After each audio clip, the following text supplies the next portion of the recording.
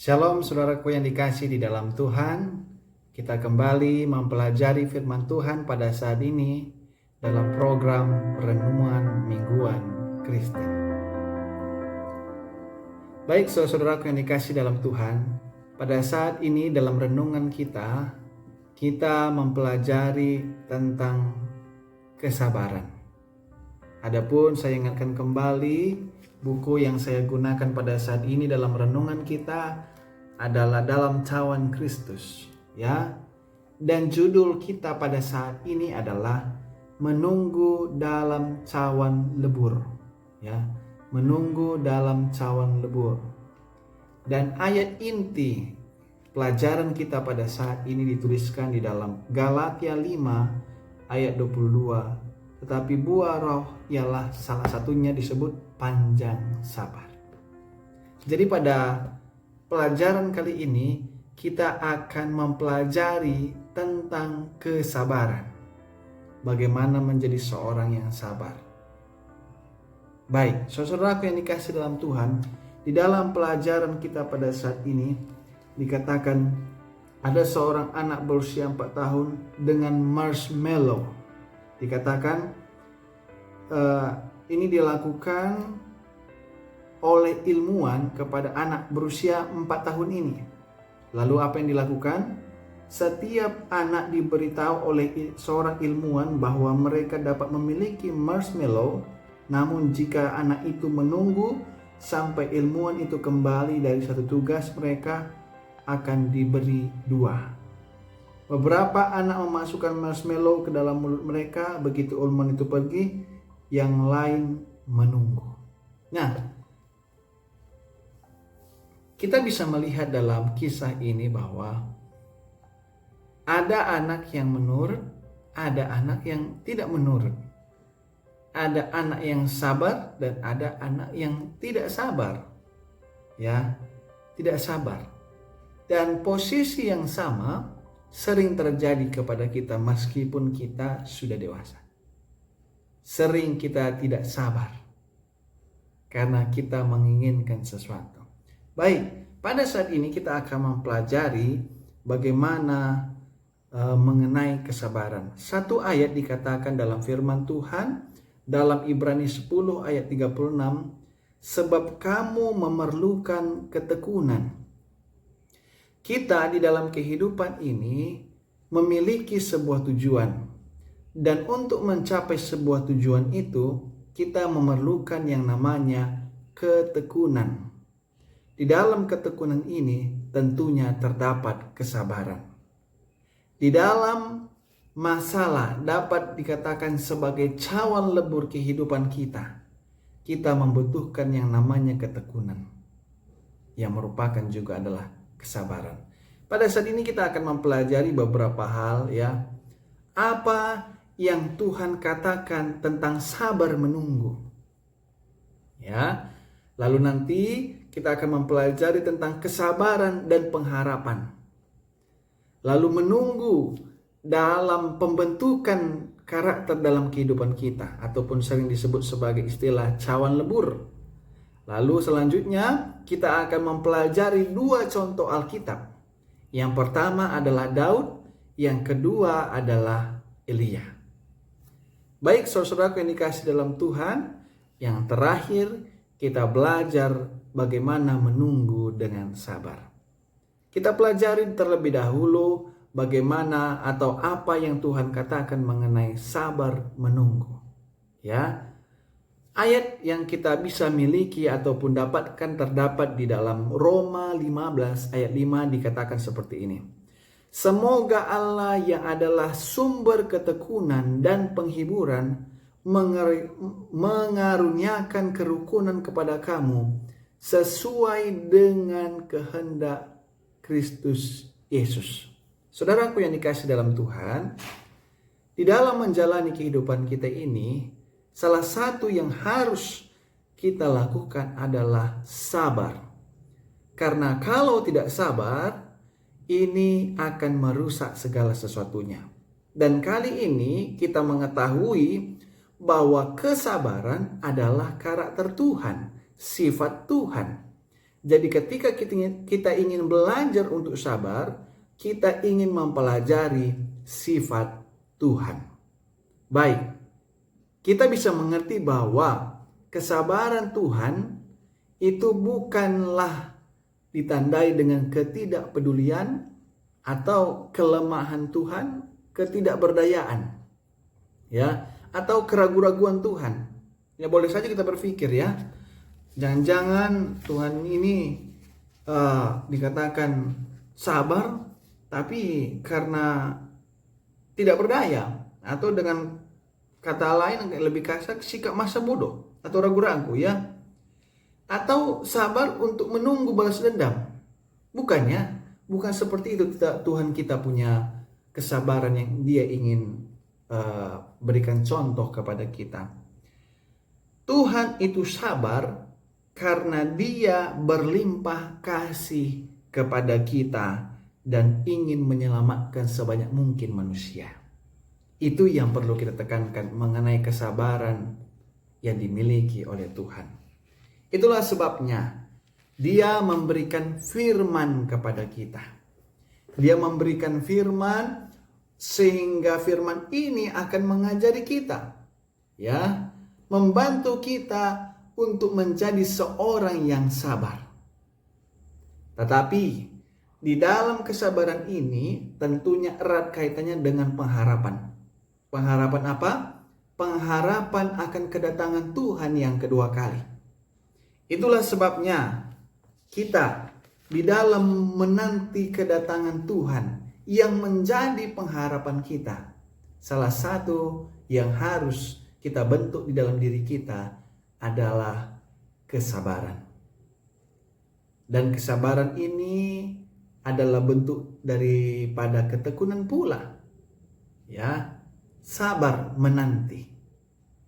Ya, baik, saudara-saudaraku yang dikasihi di dalam Tuhan, pada saat ini selain kita sabar, ya, diarahkan untuk tetap sabar, ya, dan kita sudah melihat bahwa Tuhan itu sabar oleh karena kebesaran kasih-Nya kepada kita demi menyelamatkan kita, makanya sampai sekarang belum datang.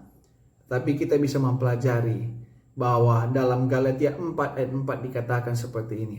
Tetapi setelah genap waktunya, maka Allah mengutus anaknya yang lahir dari seorang perempuan dan takluk kepada hukum Taurat.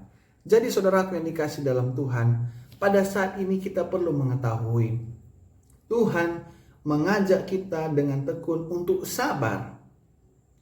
Karena dalam kesabaran kita akan terbentuk hal-hal yang baik dalam kehidupan kita. Tetapi yakinlah bahwa Tuhan punya waktunya sendiri untuk menggapai ataupun menggenapi janji ataupun pengharapan yang Dia berikan kepada kita.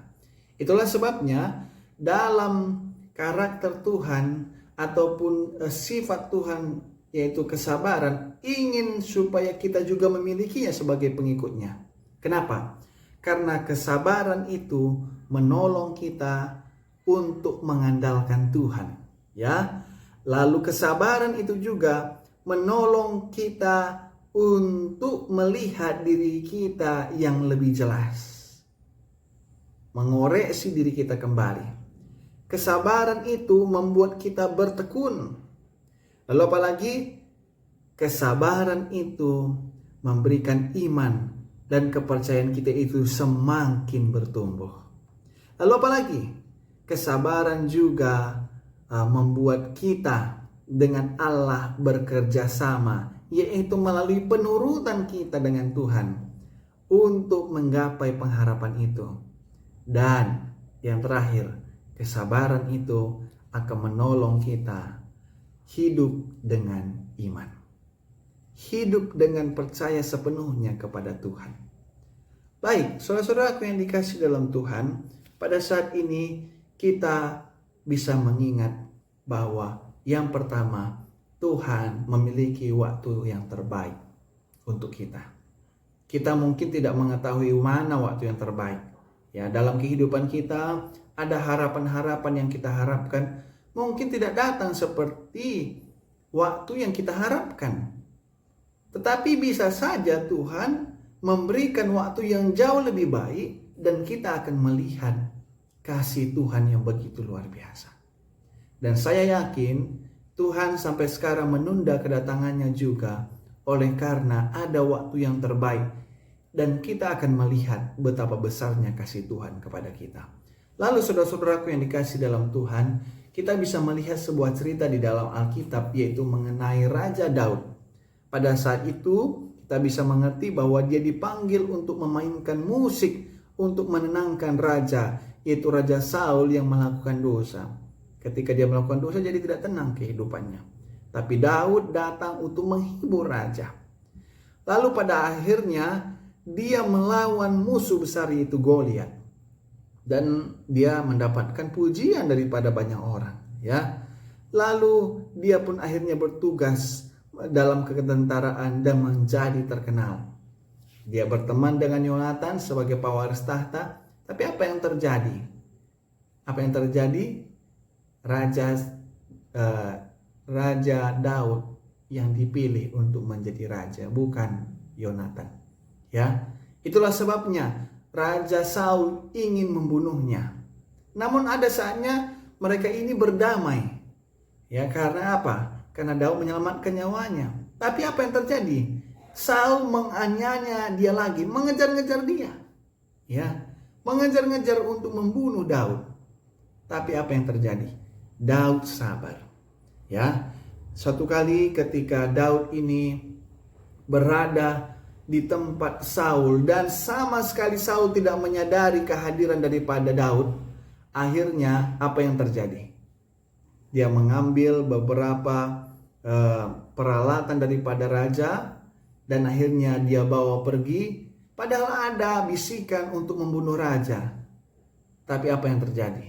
Dia katakan, aku tidak akan melangkahi Tuhan, yaitu membunuh orang yang diurapi oleh Tuhan. Pada akhirnya saudara-saudara yang dikasih dalam Tuhan, Saul melihat bahwa Daud adalah seorang yang sangat sabar. Daud memutuskan untuk tidak mengambil apa yang belum diperintahkan oleh Tuhan. Daud tidak ingin melangkahi Tuhan. Dan pada akhirnya dia ingin menunggu-nunggu waktunya Tuhan. Sama halnya dengan kehidupan kita. Boleh saja ada banyak musuh dalam kehidupan kita yang mencoba untuk menjatuhkan kita. Sabarlah, karena akan tiba saatnya Tuhanlah yang akan membalaskan semuanya. Dan kita akan mampu melewati masa-masa itu dengan pertolongan Tuhan. Lalu saudaraku yang dikasih dalam Tuhan, pelajaran yang berikutnya mengenai seorang nabi yang bernama Elia. Apa yang terjadi? Pada saat itu ketika dia sudah membuat mukjizat, ada datang ancaman dari Ratu Izebel. Ya, Ratu Izebel. Lalu apa yang terjadi? 1 Raja-Raja 19 ayat 3 katakan, maka takutlah ia lalu bangkit dan pergi menyelamatkan nyawanya. Setelah sampai ke Berseba yang termasuk wilayah Yehuda, ia meninggalkan bujangnya di sana.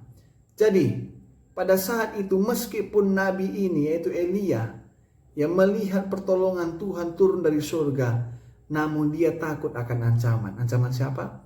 Ancaman Izebel. Lalu apa yang terjadi? Dia melarikan diri ya sejauh lebih dari 150 km atau 93 mil ya ke daerah perbatasan Yehuda. Lalu apa yang terjadi? Dia bersembunyi di sana. Bersembunyi dalam sebuah gua karena ketakutannya. Apa yang terjadi? Akhirnya datanglah malaikat, ditanyakan kepada dia, apa kerjamu di sini, hai Elia? Ya, pada saat itu sekiranya Elia menunggu Tuhan untuk bertindak daripada berlari langsung saja ke sana, ya, mungkin dia akan melihat ada banyak mujizat yang akan terjadi. Ya, banyak mujizat yang terjadi. Seharusnya Elia tidak melakukan pelarian itu. Meskipun ada ancaman, tapi dia seharusnya mengingat Tuhan. Ya, dan saudara-saudaraku yang dikasih dalam Tuhan, pada saat ini apa yang baik juga kita mengerti adalah apapun dalam kehidupan kita tidak baik yang adanya terburu-buru. Elia mengambil keputusan terburu-buru. Dia mengambil tindakan untuk lari, kabur. Dan apa yang terjadi? akhirnya Tuhan menegurnya. Ya, Elia termasuk orang yang tidak sabar dalam kasus ini. Tapi kita perlu belajar bahwa kita harus sabar meskipun dalam kondisi yang sangat-sangat mengancam kita. Kita harus melihat kepada Tuhan. Dalam arti bukan berarti kita tidak bijaksana juga ya. Dalam hal ini kita meminta pertolongan Tuhan, bergantung sepenuhnya kepada Tuhan. Ya, menunggu Tuhan. Jangan kita melangkahi Tuhan terlebih dahulu, karena ini adalah pekerjaan Tuhan. Lalu apa yang terjadi saudara-saudara yang dikasih dalam Tuhan? Pelajaran kita ini sebutkan betapa mudahnya membiarkan hal-hal seperti ambisi, kemarahan, hasrat, kurangnya iman dan semangat yang seharusnya bagi Tuhan menyebabkan kita terburu-buru ke tempat yang seharusnya kita tuju. Dan kuncinya supaya jangan sampai kita lakukan hal yang seperti itu, ya, terburu-buru, yaitu iman kepada Tuhan.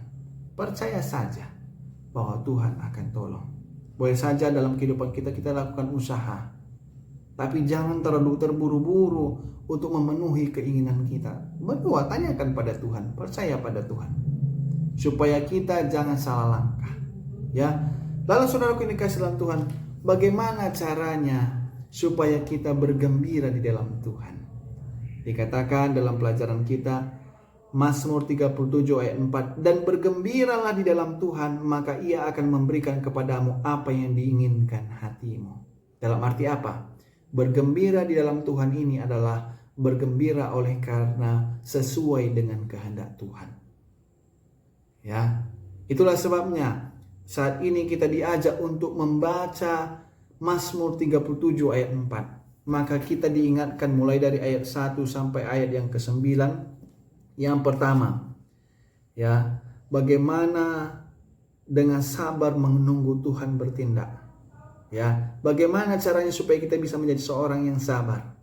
Yang pertama, dalam ayat yang pertama dikatakan jangan gusar. Yang kedua, percaya pada Tuhan.